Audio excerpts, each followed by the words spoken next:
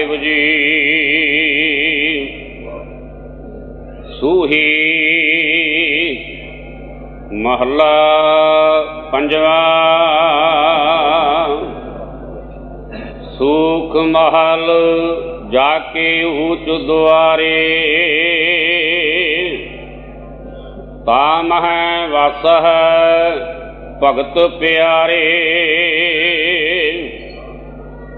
ਸੂਖ ਮਹਲ ਜਾਕੇ ਊਚ ਦੁਆਰੇ, ਤਾਮਹਿ ਵਸਹਿ ਭਗਤ ਪਿਆਰੇ।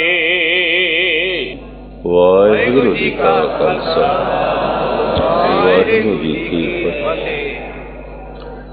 ਪਾਵਨ ਪਵਿੱਤਰ ਵਾਕ ਦੇ ਅੰਦਰ ਮੇਰੇ ਪਾਤਸ਼ਾਹ ਨੇ ਗੋਹਜ ਕਥਾ ਦੀ ਗੱਲ ਕੀਤੀ ਹੈ। ਗੋਹਜ ਕਥਾ ਇਹ ਸ਼ਬਦ ਵਰਤਿਆ ਹੈ, ਗੁਪਤ ਕਥਾ, ਛੁਪੀ ਹੋਈ ਕਥਾ, ਪ੍ਰਗਟ ਨਹੀਂ ਹੈ, ਛੁਪੀ ਹੋਈ।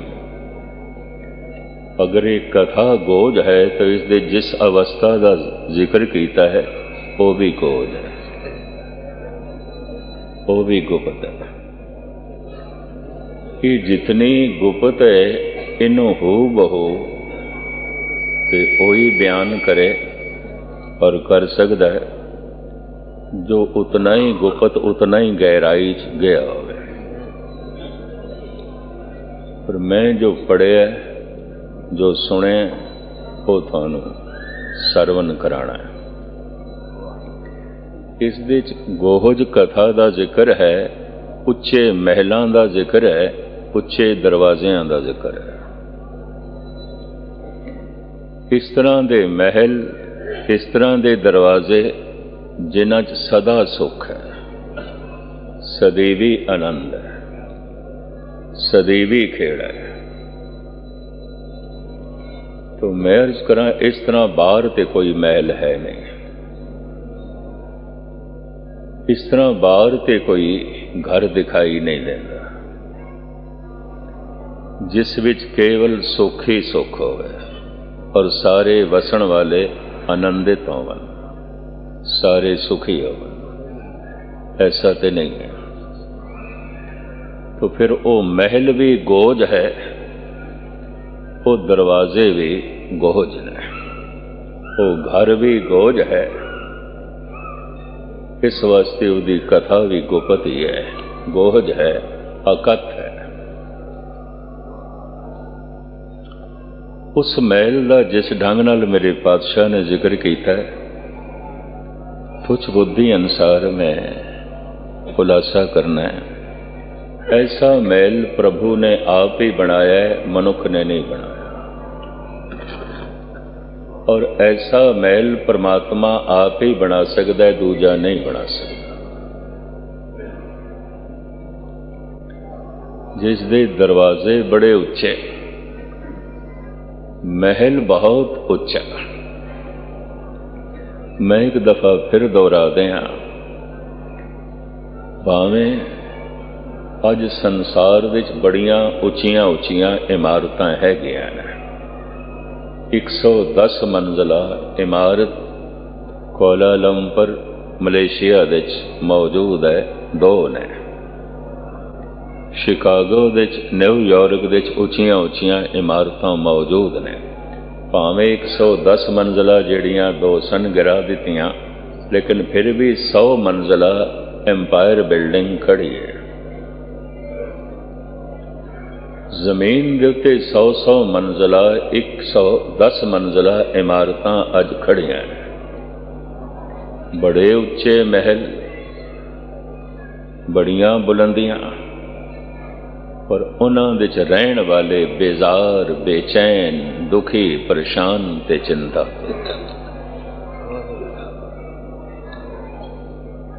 इस तरह के महल का जिक्र नहीं है। इस तरह के दरवाज़ियां दे भी जिक्र नहीं है। छोटी जी एक गाथा तो इस शब्द के विचार नूं मैं अगे तोरां।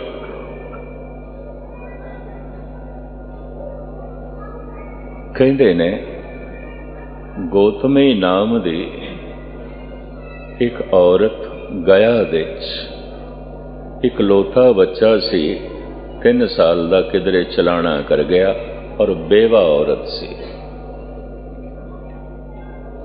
वही बच्चा उसका सहारा ते जांदा रहा। सारी रात रोंदी रही। ਉਹਦੇ ਰੋਣ ਵਿੱਚ ਕੋਈ ਸ਼ਾਮਲ ਵੀ ਨਾ ਹੋਇਆ। ਲੋਕੀ ਹਾਸਿਆਂ ਵਿੱਚ ਸ਼ਾਮਲ ਹੋ ਸਕਦੇ ਨੇ, ਰੋਣੇ ਵਿੱਚ ਨਹੀਂ। ਲੋਕੀ ਸੁੱਖਾਂ ਵਿੱਚ ਸ਼ਾਮਲ ਹੋ ਸਕਦੇ ਨੇ, ਦੁੱਖਾਂ ਵਿੱਚ ਨਹੀਂ। ਕਿਸੇ ਨੇ ਆ ਕੇ ਦੱਸਿਆ ਸਾਰੀ ਰਾਤ ਰੋਂਦੀ ਰਹੀ ਹੈ, ਇੱਥੇ ਮਹਾਤਮਾ ਬੁੱਧ ਆਏ ਹੋਏ ਨੇ, ਤੂੰ ਉਹਨਾਂ ਕੋਲ ਚਲੀ ਜਾ। ਕਰਾਮਾਤੀ ਬੰਦੇ ਨੇ, सिद्ध पुरुष ने, शायद तेरे बच्चे नूं जिंदा कर देन।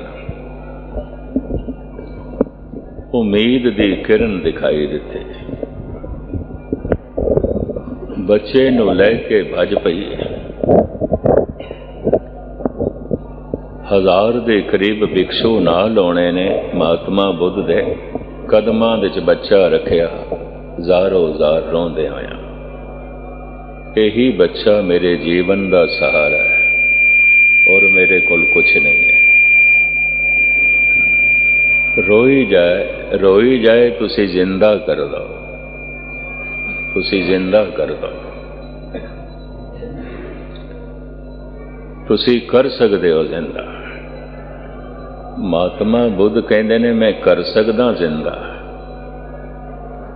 मैं इसनों जिंदा करांगा पर एक शर्त दी पूर्ति तू करेंगे। तो गौतमी कहने लगी जो तुसी कहो मैं करांगा, जो तुसी कहंदे हो मैं करांगा।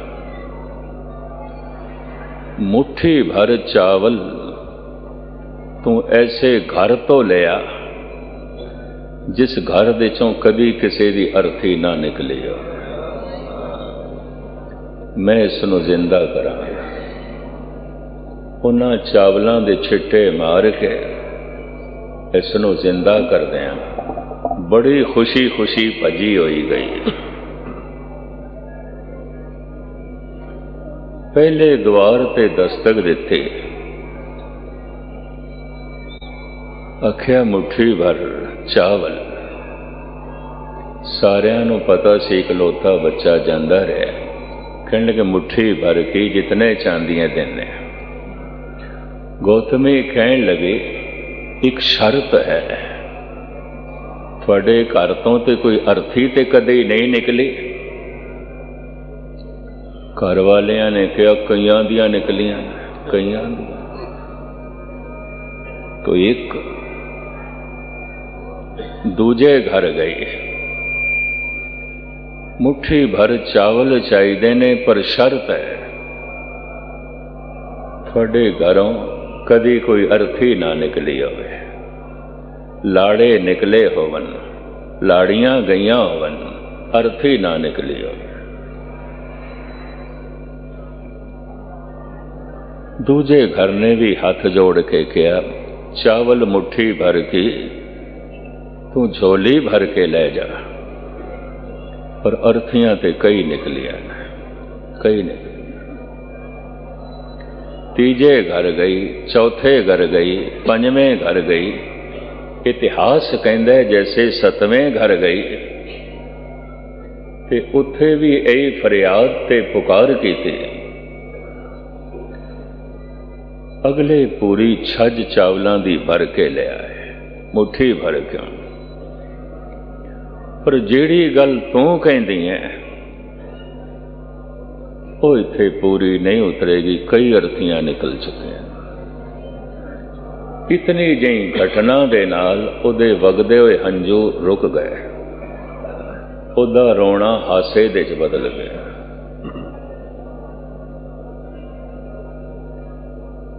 कह उठी मैं तो ये समझिया सी मेरे घरों मेरे बच्चे की अर्थी निकली है, ये तो घर घर दे चों अर्थी निकली है। इहदा रोना हासे च बदल गया, इहदा दुख ज्ञान दे च बदल गया। आप दी ज्ञात लई अर्ज करां ब्रह्म ज्ञान दुख दी चोट नाल मिलदा है, उंज नहीं मिलदा, नहीं मिलदा। इस चक्कर च ना पैना। ब्रह्म दा ज्ञान, परमात्मा दा ज्ञान,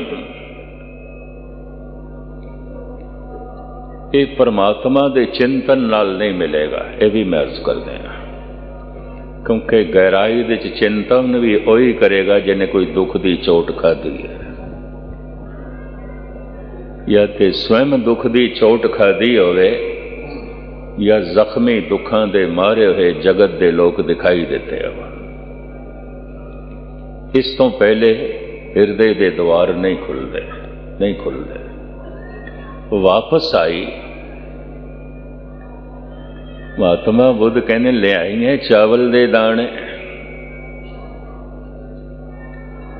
कहने लगी चावल दे दाने ते नहीं, वो ते कुछ भी नहीं, बड़ा कुछ लेके आई हैं, बड़ा कुछ लेके आई हैं। की लेके आई? जो तुसी समझाना चाहते सी मैं समझ गई, मैं समझ गई। जो तुसी दसना चाहते सी मैं समझ गई। जो तुसी मेरी झोली च पाना चाहते सी मैं समझ गई। तुसी मेरी झोली च ऐसा ज्ञान दा पुत्र पाया है, ना ओ मरेगा ते ना मैनू मरण देवेगा, मैनू भी सदीवी जिंदगी देवेगा, आप भी सदीवी जीवेगा। ऐसा उसने कहा। तो ये गोज कथा है, ये पढ़न नाल नहीं आउंदी, चोट खाण नाल आउंदी। इसनू उस्ताद ज़ौक इंज बयान करदा है, जख्म जब भी कोई ज़हनो दिल पे लगा, जद भी मेरे दिल ते कोई चोट लगी है, ते चोट ते दुख दी आउंदी है, जख्मी भी दुखी करदा है। जख्म जब भी कोई ज़हनो दिल पे लगा, जिंदगी की तरफ एक दरीचा खुला, कोई नवा दरवाजा खुले, जीवन दे कोई नवे द्वार खुले ने जो बंद सन। उस बंद द्वार नूं उस दुख दी चोट ने खोले। जख्म जब भी कोई ज़हनो दिल पे लगा, मैं अर्ज करा कोई किसी दे समझाया नहीं समझदा, मेरा अपना तजर्बा है, हो सकता है गलत हो गए। किसी दे उपदेश नाल कोई नहीं ठीक होंदा, किसी दे अनुभव नाल कोई नहीं सीखदा, अपने ही अनुभव नाल सीखदा है। ते अपना अनुभव दा दरवाज़ा उस दिन खुलदा है जिस दिन कोई बहुत वड्डी चोट लगदी है, उज नहीं खुलदा। जख्म जब भी कोई ज़हनो दिल पे लगा, जिंदगी की तरफ एक दरीचा खुला, हम भी गोया किसी साज के तार हैं, चोट खाते रहे गुनगुनाते रहे। जरब ना पुचाओ ते तबले दिचों बोल नहीं निकलते, जरब ना पुचाओ ना रबाब बोलती है ना सितार बोलती है। जे साज दे चों भी आवाज़ कढ़नी होवे ते चोट पहुँचानी पैंदी है। जीवन दे साज दे चों भी वाहिगुरू अंदरों उदों ही निकलता है जद किधरे बहुत गहरी चोट लगती है। उंज नहीं, उंज नहीं। जे उंज वाहिगुरू वाहिगुरू करते पैने, ये बेसुरा आवाजा वजा रहे हैं। बेसुरे सारे ही वजा सकते हैं। बेसुरा तबला वजाना होवे ना, दोवें हाथ खड़काई जाओ, एवें डब डब करी जाओ। पर ताल दे च वजाना है ते विद्या चाहिए, ज्ञान चाहिए। बेसुरी सितार कोई वजा सकता है, बेसुरा हारमोनियम कोई भी वजा सकता है। ये बेसुरे लोग वाहिगुरू वाहिगुरू करी जांदे, सारे ही कर सकते हैं, सब करते हैं।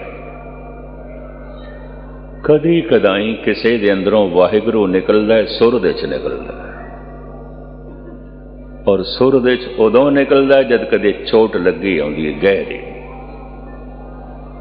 जख्म जब भी कोई ज़हनो दिल पे लगा,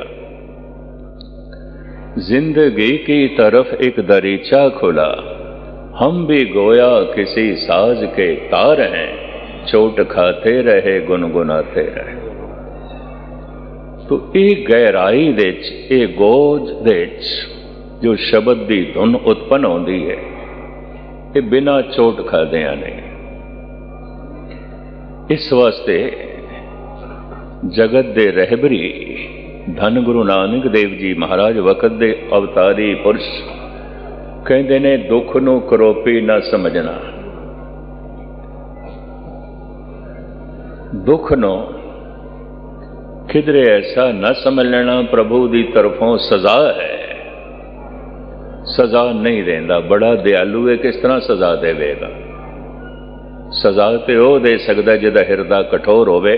कानून बड़ा कठोर होंदा है, राजनीति बड़ी कठोर होंदी है। सूबा सरहंद दे नवाब नूं जदों दी बेगम कहंदी है, इन्हां बच्चियां ते तरस खाओ, छोटे ने, मासूम ने। ये जो हुक्म दिता गया दीवारां च चिण दो, वापस लो, वापस तरस खाओ। पता है उस वक़्त दे नवाब ने की आख्या? तरस नाल हुकूमतां नहीं चलदियां,